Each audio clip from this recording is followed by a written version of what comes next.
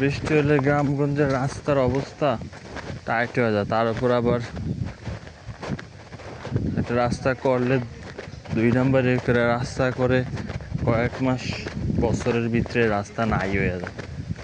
এই একটা ব্রিজ, 2 দিন পর পর এই ব্রিজের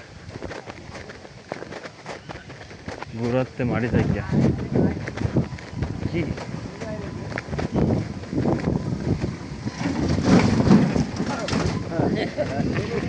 আর হেবার সাপ